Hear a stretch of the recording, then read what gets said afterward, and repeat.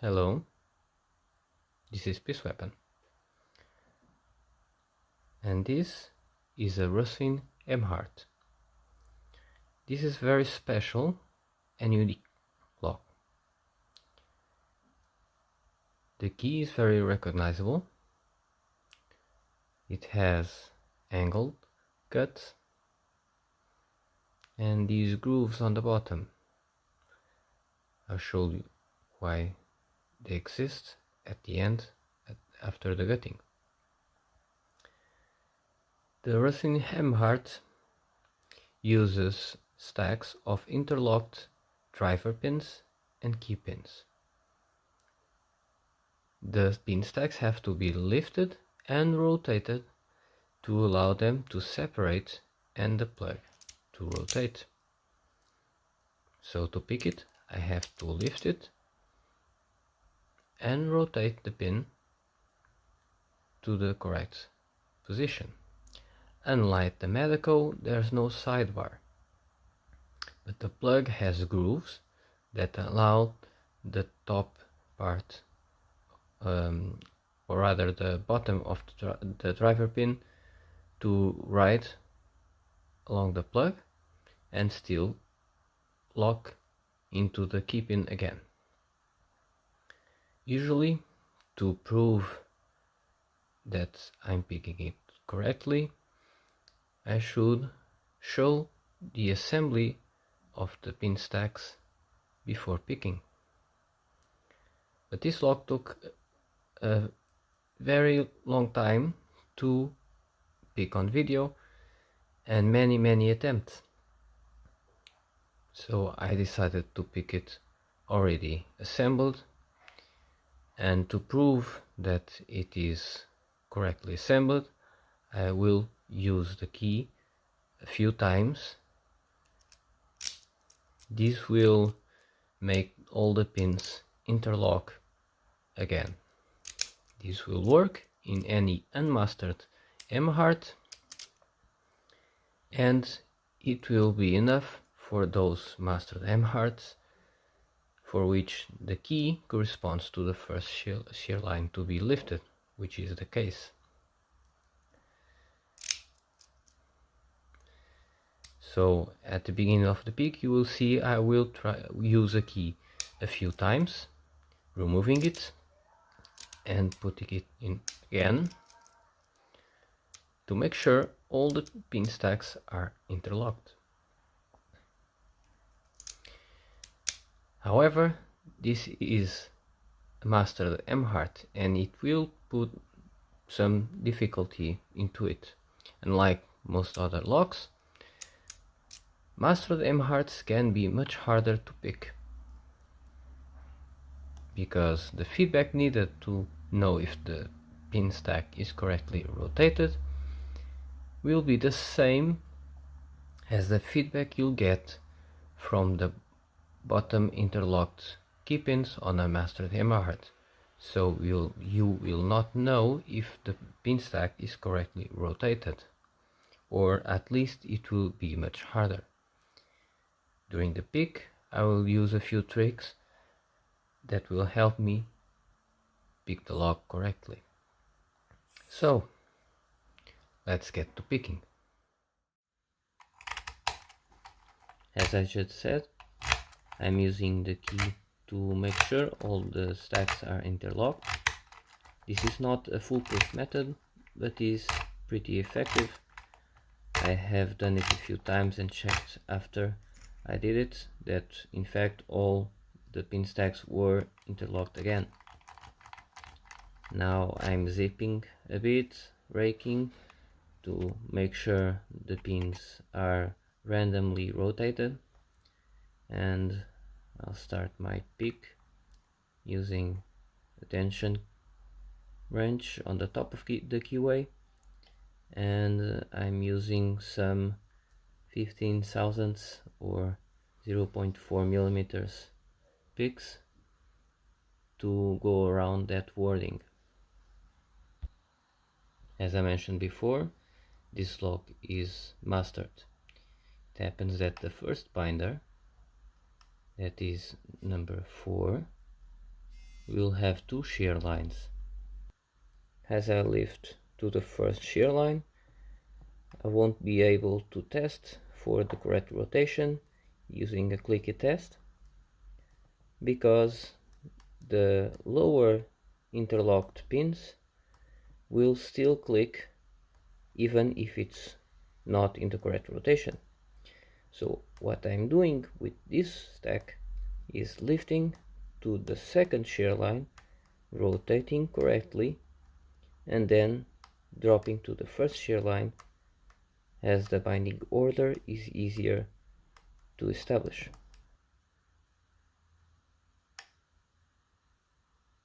So just now I dropped the stack to the first shear line and it is correctly rotated. The fifth pin is binding.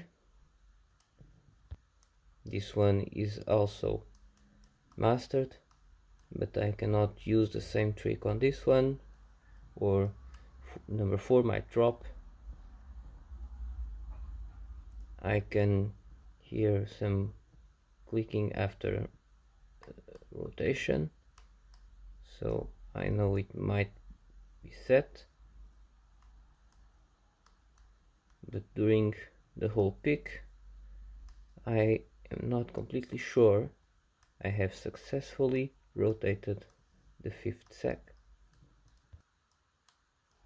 Another lock picker that made a video on Emhart explaining how to pick it is Geo.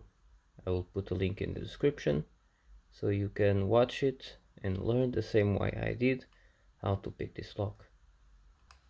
Here I am in the process of rotating the fifth stack.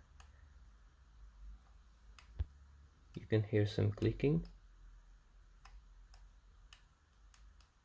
but it's difficult to establish if that's clicking, that means correct rotation. Now I move to the second pin that I know it's binding. Listen how the sound changes. Much more clicky now. Trying to set pin 1, it's a higher lift.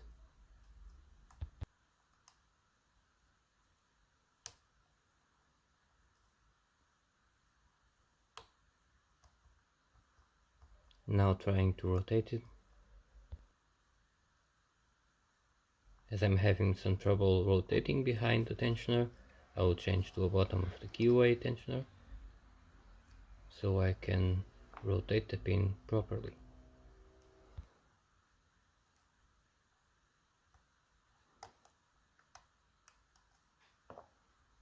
It seems clicky, so I'll change again.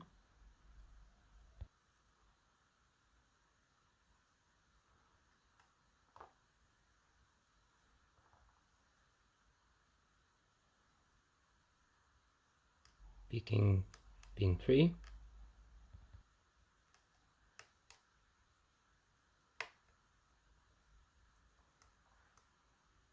Also a pretty high lift and a bit hard to rotate, but at the moment it doesn't seem to need any rotation.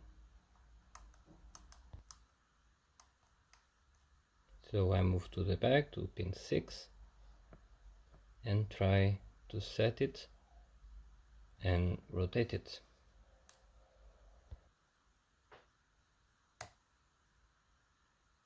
Trying to rotate pin 6 is a bit hard because it's behind the low lift, and the tool that I'm using, that is a SS Dev, is a bit wider at the bottom of the shaft, and as I push it further down it rubs on the warding and makes it a bit more difficult.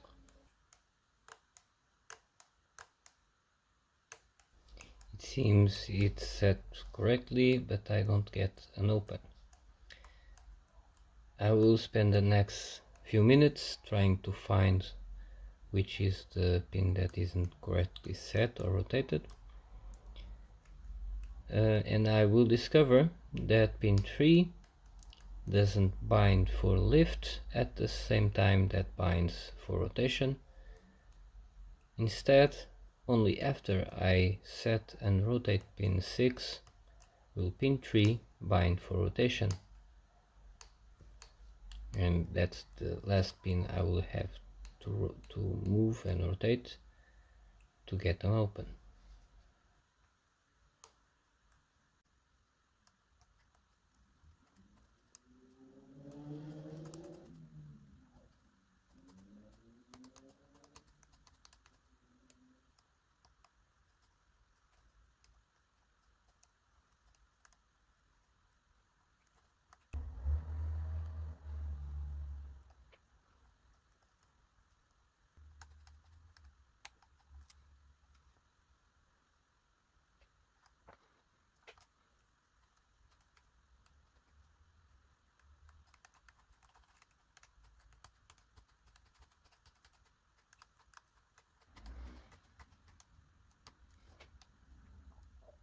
By this time I have decided the problem pin is number 3, and I'm trying to rotate it, which is not easy as it's a high lift, but I'm trying to release tension and rotate it.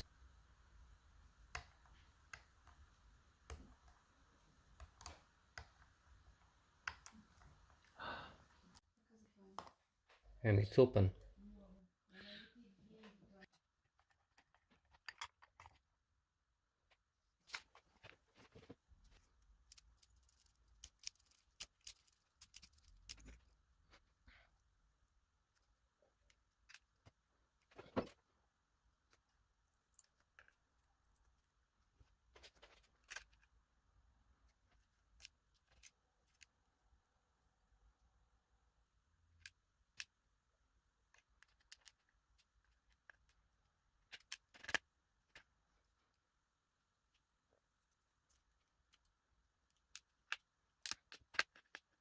Here we see the plug. It has these grooves all around it. These grooves are where the bottom of the driver pins will rest when the plug turns. This area is different here. Seems like it's a mastering feature. Let's take a look at the pins. So this stack is not mastered. It has one key pin and one driver pin, and they interlock like this. So when you set them in the correct rotation, the space between them while interlocked will cause the clicky sound.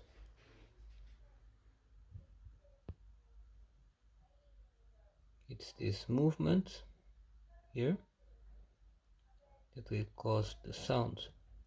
This will not happen if it's not correctly rotated, because the key pin will be under tension. As for the mastered stacks, this one comes with 2 shear lines, and as you lift to the first shear line, the second shear line will still click due to existing a bit of space between the middle pin and the key pin. And although you can lift to the second shear line to prevent this problem, it will still make it harder than an unmastered Emhart. Now you can see how the driver pin rests on those grooves. Those grooves allow it to travel as the plug rotates. And as it comes back to the center, it will interlock with the key pin. I'm showing you the pins up close. Once again, we'll take a look at this key. You can see the angled cuts on the key. and these grooves on the bottom that we saw before, they will correspond to the same grooves of the plug, so that the driver pin can go all around even with the key inside. So this is it. Hope you enjoyed it. Thanks for watching.